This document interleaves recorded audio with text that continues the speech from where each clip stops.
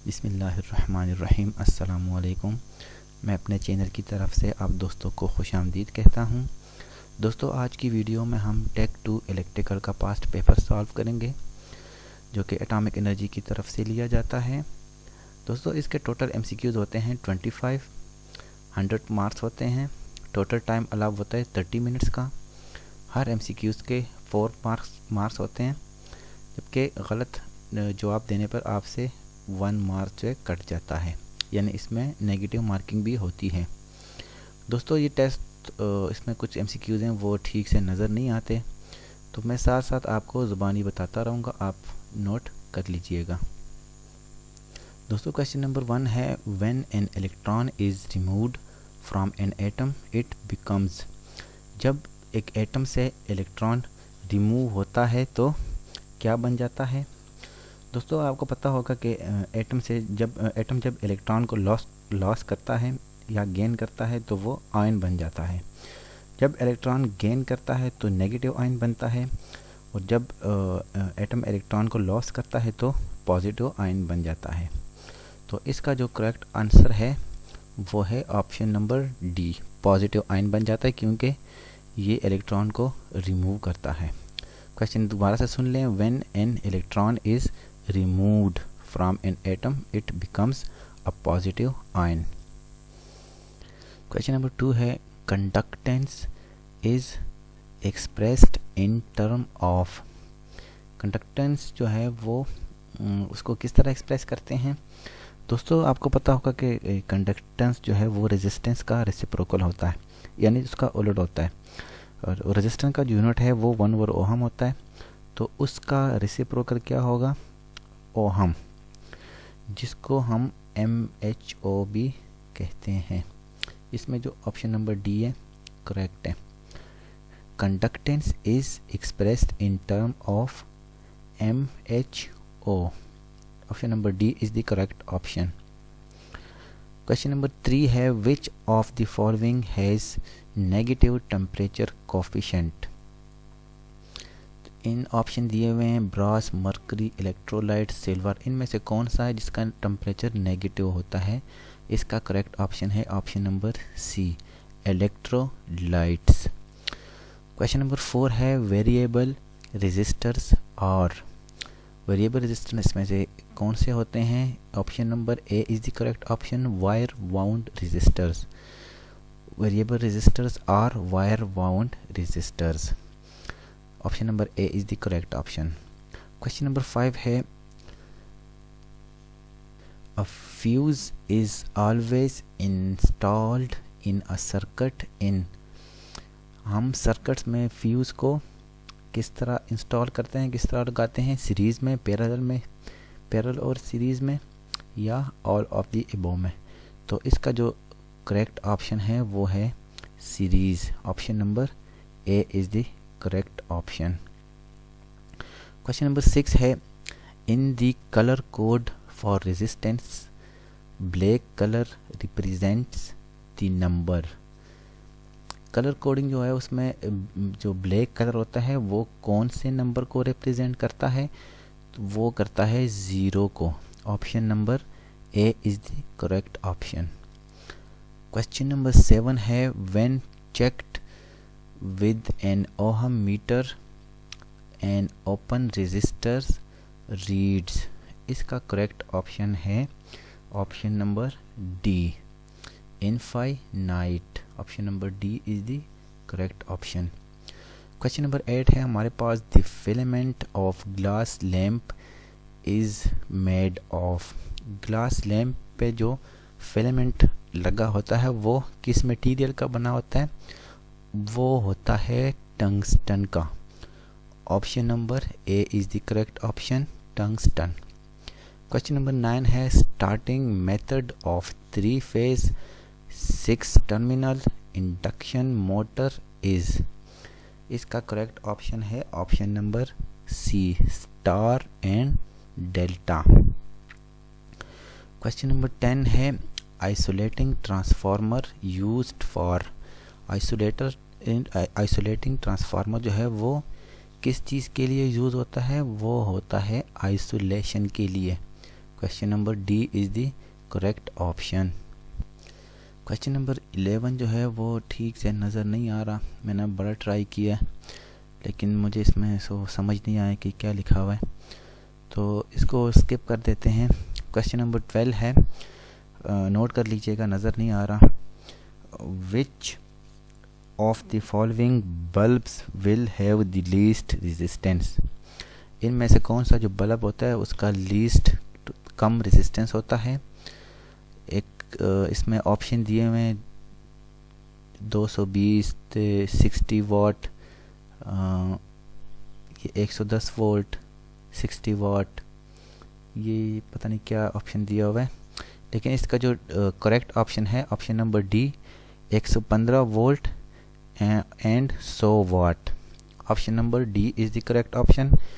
Question को दोबारा सुन लें। Which of the following bulbs will have the least resistance. इसका करेक्ट ऑप्शन है 115 वोल्ट एंड 100 वाट का। क्वेश्चन नंबर 13 भी ये ठीक से नज़र नहीं आ रहा, तो इसको भी आप नोट कर लें। Peak to peak value of alternating voltage is equal to. इसका करेक्ट ऑप्शन है 200 पीक वैल्यू इंटू 2। दोबारा सुन लें। Peak to peak value of alternating voltage is equal to peak value into 2। Option number A is the correct option. Question number 14 है, rotor of a motor is usually supported on. Motor का जो rotor होता है वो किस चीज़ पे को support करता है, वो सपोर्टेड ऑन बॉल और roller bearing. Question option number A is the correct option, ball और रोलर बेरिंग। दोबारा सुन लें। Rotor of a motor is usually supported on ball और roller bearing. Option number A is the correct option. Question number 15 है, earthing is necessary to give protection against. जो हम earthing करते हैं वायर की, तो वो किस चीज़ को प्रोटेक्ट करती हैं, इलेक्ट्रिक शॉक से हमें बचाती हैं। Option number B is the correct option. Earthing is necessary to give protection against electric shock. Electric shock से हम बचाने के लिए हम अर्थिंग लगाते हैं। क्वेश्चन नंबर 16 है, in a tap changing transformer the tapping is provided on इसका करेक्ट ऑप्शन है high voltage winding. Option number C is the correct option. In a tap changing transformer the tapping is provided on high voltage winding. Option number C is the correct option. Question number 17 है, the power factor of industrial load is generally. Option number B is the correct option, lagging. The power factor of industrial load is generally lagging. Option number B is the correct option. Question number 18 है, two resistors R1 is equal to 3 ohm and R2 is equal to 6 ohm are connected in parallel. What is the net resistance in the circuit? इसका जो correct answer है वो आता है हमारे पास 2 ohm। Option number A is the correct option. ये numerical है, इसको सॉल्व करने के बाद जो वैल्यू आती है वो आती है 2 ohm। क्वेश्चन नंबर 19 है, the transmission lines with in a city have footages. जो ट्रांसमिशन लाइंस होती हैं, जो आपने देखा होगा सिटीज़ में जो ट्रांसमिशन लाइंस लगाते हैं, तो उसमें उसका वोल्टेज कितना होता है, वो होता है 11 के वोल्ट।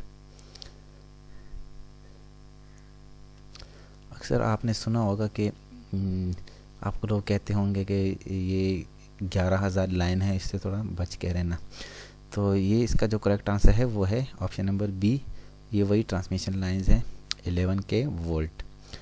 क्वेश्चन नंबर 20 है transformer is laminated to reduce. Option number B is the correct option, eddy current loss. Transformer को लेमिनेटेड किस से क्या होता है, तो वो ईडी करंट लॉस करने से ईडी करंट को लॉस करने को रिड्यूस करते हैं। क्वेश्चन नंबर 21 है it is necessary to discharge capacitor before installation to. इसका करेक्ट ऑप्शन है अवॉइड इलेक्ट्रिक शॉक। कैपेसिटर को लगाने से पहले उसको डिस्चार्ज क्यों करते हैं? इलेक्ट्रिक शॉक से बचने के लिए उसको डिस्चार्ज करते हैं। आपने अक्सर देखा होगा कुछ लोग उसको अगर उसको डिस्चार्ज ना करो तो वो उसको जब आप फिक्स करवाओगे, इंस्टॉल करोगे, तो वो आपको झटका देगा, इलेक्ट्रिक शॉक देगा। तो option number C is the correct option. Electric shock से बचने के लिए हम उसको डिस्चार्ज करते हैं। क्वेश्चन नंबर 22 है voltage between line and neutral is called. Voltage और लाइन को लाइन और न्यूट्रल को के बिटवीन वोल्टेज जो होता है उसको क्या कहा जाता है? उसको कहते हैं phase voltage. Option number A is the correct option. Question number 23 है specific gravity of a charged lead acid battery. इसका करेक्ट ऑप्शन है option number B 1.225। Question number 24 है in synchronous generator the rotating part is. इसका जो correct answer है उसको कहते हैं rotor. Option number A is the correct option. आएगा लास्ट क्वेश्चन है 25 which power generating station has minimum running cost. इसका करेक्ट ऑप्शन है option number D hydro. Hydro electric power जो है वो सबसे सस्ती होती हैं।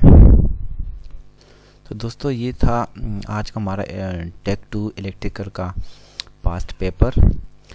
तो उम्मीद करता हूँ आपको इससे काफ़ी हेल्प मिली होगी।